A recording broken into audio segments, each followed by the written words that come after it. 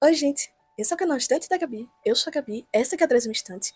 E no vídeo de hoje eu vou apresentar para vocês a palavra do Espectros de Roxo e Cinza. Para você que não conhece, o Espectros de Roxo e Cinza nada mais é do que uma série de livros em que todos eles têm protagonismo sexual. E como a gente tá na Semana da Visibilidade Sexual, não tinha um time melhor para trazer esse vídeo. Se você é novo aqui no canal, não se esqueça de se inscrever porque tem conteúdo toda semana. E aproveita e já deixa o like porque me ajuda muito com o engajamento do YouTube. E caso você queira acompanhar a minha rotina literária, o que é que eu tô lendo, o que é que eu tô fazendo, me segue lá no Instagram, que é a minha rede principal, e tem conteúdo toda semana também. Pra não perder o costume, a música da semana é o Go Up do Baby Monster. Pra mim, é definitivamente a melhor música que elas já lançaram até agora, e eu estou extremamente viciada. Recados dados, vamos pro vídeo.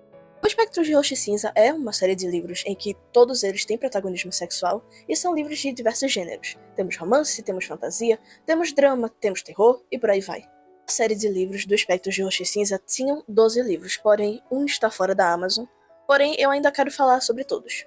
E como eu li a boa maioria, eu vou tanto dizer a sinopse de cada um, quanto dizer a minha opinião sobre cada um. E precisamos começar as indicações com O Príncipe e a Livreira, do Coda. Nessa história, a gente vai conhecer o Príncipe Elben, que ele é sucessor ao trono, ele tá, quase lá, só que a família dele resolve ir até ele e fazer a proposta da vida dele. Abandonar o trono e simplesmente viver uma vida completamente comum, fora dos limites do reino. Eu digo reino no sentido castelo, não no sentido província. Com essa belíssima proposta, Elben aceita e simplesmente sai por aí vivendo as maiores aventuras, se descobrindo mais, procurando hobbies e, enfim, até que ele acaba encontrando a livraria da Leonor. Com essa nova companhia e boas pitadas de bom humor, Elben vai acabar descobrindo o grandíssimo poder da amizade e mais coisas sobre o seu interior. Eu acho esse começo pro Espectros de Roxo e Cinza muito interessante, porque pra quem não sabe foi o primeiro publicado da série, porque é um livro com sexo. E muitas pessoas têm na cabeça de que quando você é uma pessoa assexual, tem uma barreira ao redor de todo mundo que você poderia ter uma atração sexual e que talvez queira transar. Como se ser assexual impedisse de chegar em alguém e fazer acontecer. E é uma ótima abertura para provar que não, não existe essa barreira. No caso, para alguns não é uma barreira, é só falta. Não no sentido de desfalque, no sentido de é um nada, não faz diferença para alguns. Eu gostei muito desse livro, a fantasia dele é muito boa, me lembrou muito, assim, alguns RPGs, uma coisa não tão trabalhada estilo, nossa, elfos e ogros, mas numa vibe assim. A relação do Elben e da Leonor é maravilhosa, eles têm muito a aprender um com o outro, especialmente o Elben. E provavelmente é um dos meus contos favoritos da série. O segundo livro do Espectros de Roxo e Cinza, infelizmente, não está mais disponível. O nome dele era O Último Robô do Mundo, era um livro de distopia com um pouco de ficção científica, e, se eu não me engano, tinha um protagonista não binário. E infelizmente não está mais disponível na Amazon, e a autora já disse que nada do que ela tirou da Amazon vai voltar. Então, infelizmente, só tem essa história que comprou na época e tá lá no Kindle. E aqui entramos na base do romance com o livro Entre Nós. A experiência universitária é diferente para cada um, porém tem aspectos que acabam sendo canônicos para todo mundo. E alguns deles definitivamente são as calouradas. A Alessia é uma caloura que sempre ouviu muito sobre brincadeiras tipo A Verdade é o Desafio, As 7 Minutos no Paraíso e essas coisas, e ela resolveu ir em uma festa, uma calourada, com seu colega Tiago, pra ver tudo ao vivo. Mas é claro que a ida dos dois muito juntos para um tipo de brincadeira desse tipo vai ensiná-los algo a mais do que eles estavam esperando. Eu acho muito legal esse tipo de história porque pega muito essa coisa de verdade o desafio e tudo mais, que as pessoas sempre jogam e que, eu fiz muita coisa e sempre leva pra um lado mais sexual. E aí, às vezes, chegam pessoas assexuais e a brincadeira não tem graça porque a pessoa não fez nada. E eu gostei muito dessa história porque as pessoas que estão jogando acham um jeito de fazer a Alessia e o Thiago fazerem alguma coisa. No final, acaba não sendo uma coisa muito tóxica, ou tipo, vamos botar aqui o bullying no primeiro dia, não. É puramente experiências. Eu lembro muito pouco desse romance, eu lembro um pouco do final, mas eu gostei bastante. Eu acho que também é uma abertura legal pra romances na série, porque eu tava me perguntando como seriam os romances aqui. Não que as pessoas aqui sejam românticas, são todas assexuais, tem diferença, mas sempre acaba sendo uma coisa que se mistura um pouco e eu fiquei satisfeita de ver esse começo. O próximo livro também é um romance e se chama Retroviles. Por Deus que eu tenha pronunciado isso certo. Após de 365 dias de muita força e depressão, Emmanuel finalmente acha que superou a Isabela, sua colega de classe e ex-namorada, que teve um relacionamento por 2 anos. depois de muito choro, muito pagode triste, muita tristeza no geral, ele acaba voltando pra vida e procurando se interessar por alguém de novo. E é claro que a oportunidade cairia no colo dele com a viagem feita pela melhor amiga dele, que ia durar o feriadão todo, e em que todos da classe dele, da turma de jornalismo, iriam. Só que o detalhe que a Manuel acabou esquecendo é que Isabela também é sua colega de turma. Eu esperava muita coisa do próximo livro da série, menos um Segundas Chances. Eu sempre achei muito interessante essa trope nos livros. Eu acho que quando há diálogo e outras maneiras de se ver situações, eu acho que é muito bem trabalhado. E até mesmo em romances clichês, em que, na verdade, tudo que ocorreu entre o casal foi, sei lá, uma falta de comunicação, eu ainda acho uma trope interessante. Então eu gostei muito de ler isso nesse livro. Tem barraco, tem muita risada, tem muita força ainda. Eu achei muito legal e ele é bem mais divertidinho. Seguindo pro próximo, uma curiosidade sobre ele é que já parou de ser um conto e agora é um romance. Morte Agalopada é uma fantasia em que a gente vai acompanhar a Jasmine, que depois de trabalhar 2 anos no departamento, que é um órgão que trabalha com coisas sobrenaturais e do folclore, ela finalmente vai se tornar uma agente oficial do departamento. Na sua última missão, antes de se tornar uma agente, ela e o seu mentor Fernando vão acabar investigando certas coisas que estão acontecendo em Corrilário, que fica no interior do Mato Grosso. E é claro que esse fenômeno está ligado a uma figura do folclore que apenas surge na quaresma. Enquanto a Jasmine tenta descobrir se é uma mula sem cabeça, um lobisomem ou qualquer coisa do tipo, ela vai ter que lidar com muitas outras coisas. Tipo segredos ocultos, seus sentimentos por Morgana, que é nada mais nada menos do que a neta do suspeito, e acima de tudo, descobrir coisas sobre si que ela ainda não sabia e que ela foi descobrir no pior momento possível. Eu preciso admitir que eu abandonei Morte Agalopada. Eu acho que na época eu tava lendo com uma cabeça e ficou muito confuso pra mim. Eu não sei se foi a construção, não sei se foi a quantidade de personagens, faz realmente muitos anos que eu li esse livro, mas eu acabei me perdendo muito na história. Eu disse que ia abandonar por um tempo, e no final eu acabei abandonando até hoje. Ele acabou sendo uma das minhas primeiras experiências com livros assim de ficção que envolvem o folclore de uma forma saudável, não estereotipada nem nada do tipo. Não acho que é um bom livro para começar a ler com a temática de folclore, mas eu acho que a leitura é boa para quem já tem uma experiência. Não sei se essa é a palavra certa. E para quem gosta de ficção científica, o próximo é para você. Uma Rachadura Entre Nós nada mais é do que o contar de uma mulher para 3 adolescentes sobre como ela conheceu a sua mulher, que nada mais é do que um ser humano que vive em um mundo paralelo ao dela.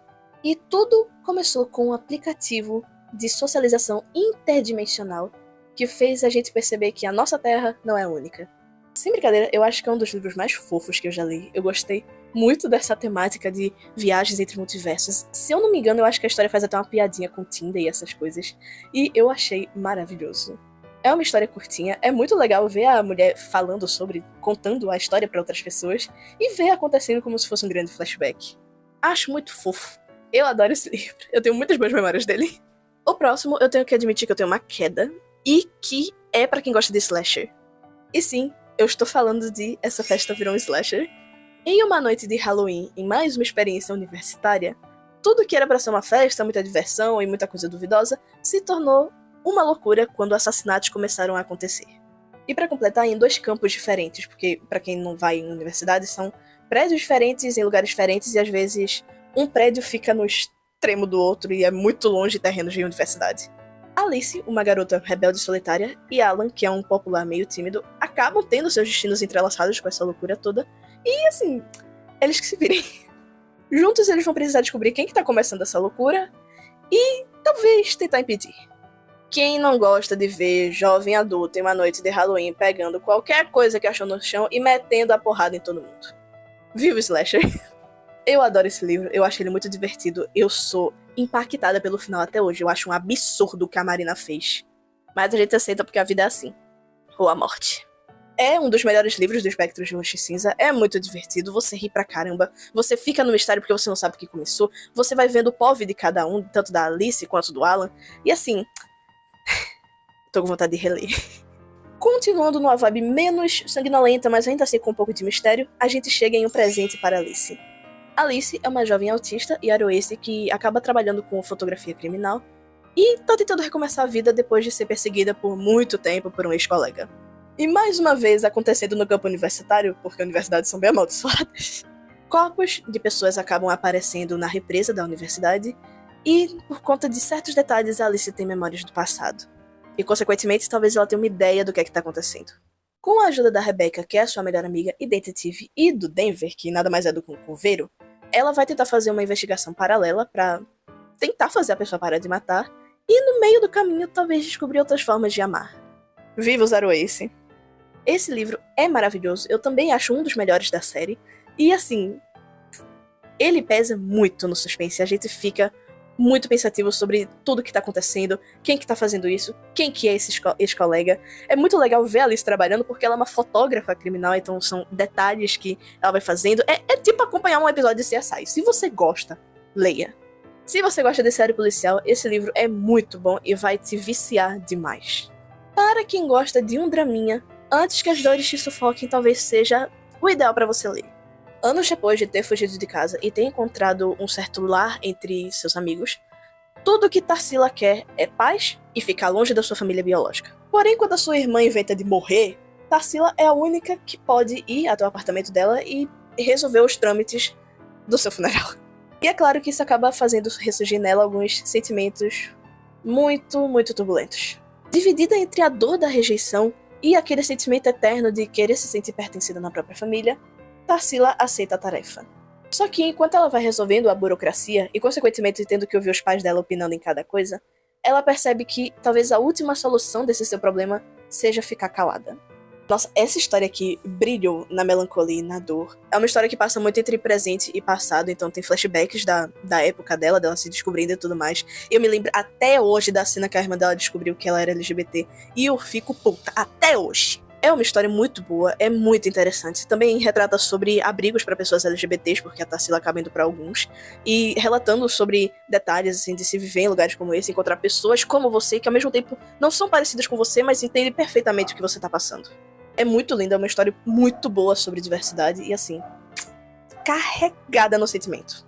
O próximo é pra quem tá querendo coisa pra ler no Halloween, e nada mais é do que festa de Halloween. Angie é um jovem assexual extremamente tímido que ainda tá descobrindo como se sente no universo mais sexual. Um dia, ele acaba encontrando o caderno do seu melhor amigo Ruby, que estava perdido, e quando ele abre o caderno, ele simplesmente descobre que o seu amigo escreve histórias completamente eróticas envolvendo sua pessoa. Diante dessa gigante crise, ele tem um mês até a festa de Halloween para decidir o que ele vai fazer com essa informação e como vai ficar o relacionamento deles. Eu tenho que começar dizendo que esse livro tem protagonismo intersexual, e foi o primeiro que eu li porque eu nunca vi um livro com protagonismo intersexual, e especialmente nacional. Eu sei que, por exemplo, Menino de Ouro é um livro com protagonista intersexo, e tem mais um que eu não lembro, que eu tenho a impressão de que é uma HQ, mas é tudo gringo. Então foi muito interessante ler sobre, mesmo que não seja o foco da história, mas ter esse protagonismo e também ter a cabeça dele, ver o que é que ele pensa sobre isso. Pra quem não gosta de cenas mais 18, a autora fez todas as cenas mais eróticas serem puláveis, então é uma leitura pra todo mundo, se parar pra pensar. E sim, todas as histórias eróticas que tem no caderno acabam se tornando capítulos no livro, mas, como eu já disse, todos são puláveis. Eu achei uma experiência muito interessante. Eu não estava esperando muito isso da história, mas eu fui acompanhando, e até a conversa deles dois, quando o Ruby acaba sabendo, sabe? É muito interessante como eles vão desenvolvendo isso, como fica um desconforto no ar. É um livro interessante. A palavra dele é interessante. O próximo, eu acho que vocês estão cansados de ouvir eu indicando aqui, mas é nada mais, nada menos do que estudo sobre magia e cristais. E aqui a gente vai acompanhar a história da Talitha, que é uma princesa sucessora do trono do seu reino Liliduan. Pelos deuses que eu tenho pronunciado certo. E pra completar, a Talitha é uma humana e Liliduan é um reino humano.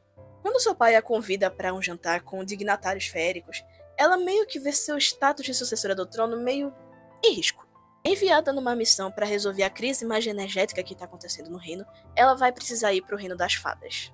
E para isso, ela vai contar com a ajuda da Marcela, que é sua amiga necromante meio desinibida da cabeça, e com a Fada Solis para aprender sobre a usina magia energética que tem no reino das fadas e saber como manusear isso para o seu reino. Essa provavelmente é a obra mais cozy de toda a série. Ela é muito tipo romantasy cozy, sabe? Mas assim, ela é muito fofinha, é uma história muito leve. As 3 personagens são maravilhosas. É um livro que fala sobre relacionamento queer platônico, então assim, é um livro também pequeno, é um livro lindíssimo. Eu consigo imaginar toda a ambientação da Floresta Mágica, do Reino Humano, do Reino das Fadas, de toda a trajetória delas de ir do Reino Humano até o Reino das Fadas. E uma curiosidade muito boa é que esse é o único livro do Espectros de Rocha Cinza que tem físico. O físico dele é lindo, gente, é uma graça. A autora tá vendendo agora, eu vou até deixar o link aqui na descrição pra quem quiser comprar. E caso você queira acompanhar mais da autora, ela tem várias histórias desse tipo. É uma gracinha. Eu amo, por exemplo, A Caminho de Casa. Livro maravilhoso. E um fato muito interessante é que a autora desse livro é a ilustradora de todas as capas do Espectros de Roxo e Cinza. Então ela também é artista e ela tem uma lojinha em que ela vende caneca, ela vende blusa, ela vende pôster, tudo com as artes dela. Eu também vou deixar o link aqui na descrição, caso você queira comprar algo, porque é tudo muito bonito e muito bem feito. E com uma qualidade excelente. Partindo para o último livro do Espectro de Roxo e Cinza, temos Procura-se Mariana. Mariana Oliveira é uma policial bem reservada, lá no Monte Alto, e ela simplesmente acaba desaparecendo no Natal. Quando ela é encontrada, eles acabam abrindo uma investigação para saber o que é que carambas aconteceu com ela, e nisso está envolvida a sua colega, Viviane Lin. Quando cada uma conta a sua versão dos fatos, elas acabam descobrindo muito sobre segredos obscuros, coisas do passado da Mariana, e até sentimentos inesperados que vão mudar muita coisa na vida delas. É um livrozinho, assim, realmente pro Natal. Ele tem um suspensezinho. Pra quem já assistiu aquele filme de Turma da Mônica, em que eles estão maiores e que tem uma investigação porque acabam jogando alguma coisa na frufru, e aí tem aquela investigação de eles pegam uma pessoa e aí um episódio é a visão dela sobre tudo, vai amar esse livro.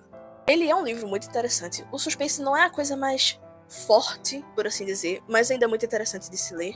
Principalmente porque essa coisa da Mariana sumir envolve muitas coisas familiares. E eu acho que é muito bom pra quem quiser ler isso no Natal, porque tem a vibe. E é assim, gente, que se encerra o Espectro de Roxo e Cinza. Infelizmente, eu acho que eles não publicam livros desde 2023, 2024.